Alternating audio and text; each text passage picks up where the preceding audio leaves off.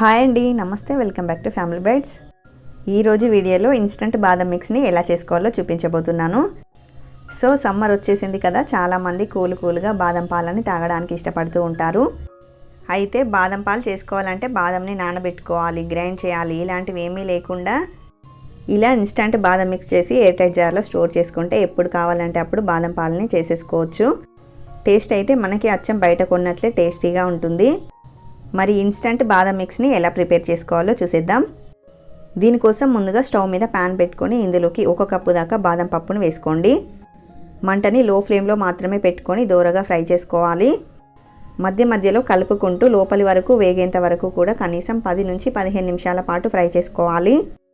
ఈ బాదం పప్పులు లోపలి వరకు వేగాయో లేదో తెలుసుకోవాలంటే ఇవి కొంచెం వేగిన తర్వాత, ఇలా కలర్ చేంజ్ అయిన తర్వాత ఒక బాదంని తీసుకొని ఇలా విరిచి చూడండి. లోపలి వరకు ఇలా లైట్ గోల్డెన్ కలర్ వచ్చిందంటే ఇవి వేగినట్టు. ఇలా వేయించుకున్న బాదం పప్పులని ఒక ప్లేట్లోకి వేసుకోండి. ఇప్పుడు ఇదే ప్యాన్లోకి 1 టేబుల్ స్పూన్ దాకా పిస్తా పప్పుని, 1 టేబుల్ స్పూన్ దాకా జీడిపప్పుని వేసి ఫ్రై చేయండి.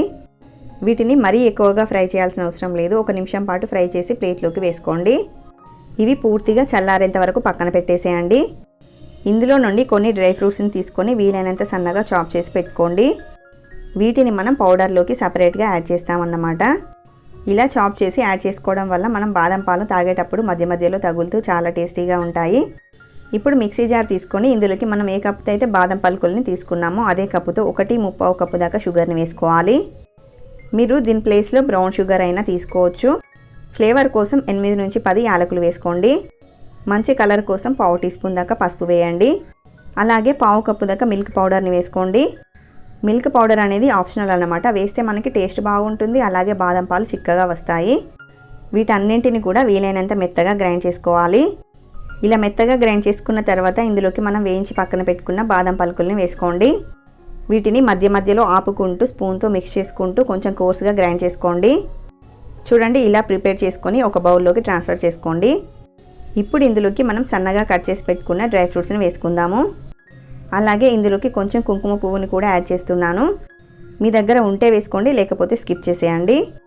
ఇప్పుడు వీటన్నింటిని కూడా బాగా మిక్స్ చేసుకొని ఒక ఎయిర్ టైట్ బాక్స్లో స్టోర్ చేసుకుంటే 2-3 నెలల పాటు స్టోర్ ఉంటుందండి.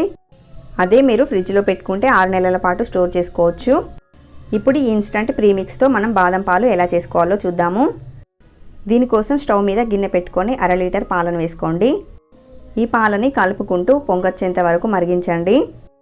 ఇలా పాలు మరుగుతున్నప్పుడు 1/2 లీటర్ పాలకి 4 టేబుల్ స్పూన్ల దాకా ఇన్స్టంట్ బాదం పౌడర్ ప్రీమిక్స్ని యాడ్ చేసుకోవాలి. బాదం పొడిని వేసిన తర్వాత 2-3 నిమిషాల పాటు కలుపుతూ మరిగించండి. పాలు అనేవి లైట్గా చిక్కబడేంత వరకు మరిగించుకోవాలి. ఇలా మనకి పాలు అనేవి కొంచెం చిక్కబడిన తర్వాత స్టవ్ ఆఫ్ చేసేసి వీటిని పూర్తిగా చల్లారనివ్వాలి. ఇలాగే వదిలేసామంటే పైన మీగడ కట్టేస్తుంది, కాబట్టి మధ్య మధ్యలో గరిటెతో కలుపుకుంటూ ఉండండి. పూర్తిగా చల్లారిన తర్వాత ఫ్రిడ్జ్లో పెట్టుకొని కూల్ అయిన తర్వాత కూల్గా సర్వ్ చేసుకోవచ్చు. లేదంటే ఇలా వేడివేడిగా అప్పటికప్పుడు సర్వ్ చేసుకోవచ్చు. సో నేనైతే ఇక్కడ 2 గంటలు ఫ్రిడ్జ్లో పెట్టి చల్లగా సర్వ్ చేస్తున్నాను.